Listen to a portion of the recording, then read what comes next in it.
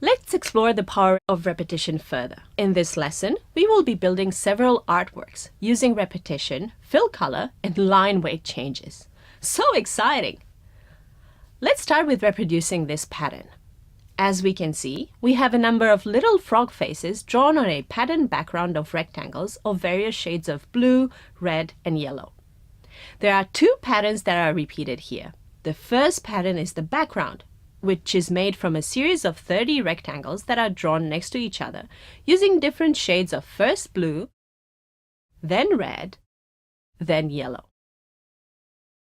I use 3 for loops for this. The first one draws 10 rectangles next to each other of width 20 and height 150. I use a for loop for this, making sure to change the fill color at each repetition. I do this by subtracting a different number each time from the fill color corresponding to blue, like this. I do this by using the counter, in my case I, and subtracting an increasing amount, in my case I times 15, every time. This ensures that by the end of the repetition, the blue quantity will be equal to 255 minus I times 9, which is 165. I do the same for the rectangles drawn with a shade of red, like this. This time, I must ensure that the top left coordinate of my rectangles takes into consideration that the x has changed and that the 10th blue rectangle finishes at x equals to 200. I do the same for the yellow rectangles, applying the same process of decreasing the fill quantities, this time for red and green, remembering that red plus green gives us yellow.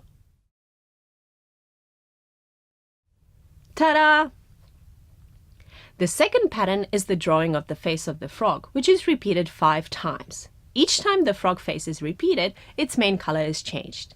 The eyes of the frog remain the same. The best way to organize our program is to draw one frog using variables representing the x and the y coordinates, and then to repeat the drawing by using a for loop to draw the other 4 frog faces. To draw this face, we will need 4 circles for the eyes, 2 for the white parts, 2 for the black parts, 2 ellipses for the nostrils, 1 ellipse for the face, and 2 lines for the frog's mouth. Similar to how we drew the Christmas tree, I figured everything out on paper first, using only x and y as variables, and predefined widths and heights for the ellipse. My x and y coordinates is the center of the left eye of the frog. Everything else in the frog's face is drawn relative to that, like this.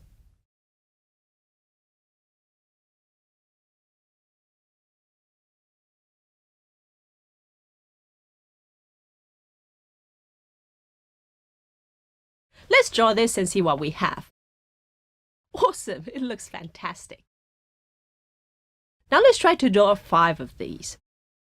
We will use a for loop to draw them using the variable I as a counter. We need to take care that our x variable changes with each frog.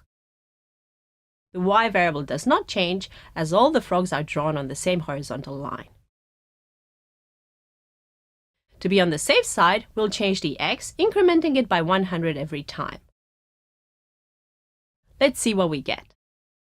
Awesome! The last part that we need to do is to add a bit of color to the frog faces. Feel free to do whatever you want with the fill parameters. To make my life easy, I use the similar formula to the one above, like this. Feel free to try as many formulas as you want, making sure that you include quantities that change with each loop iteration.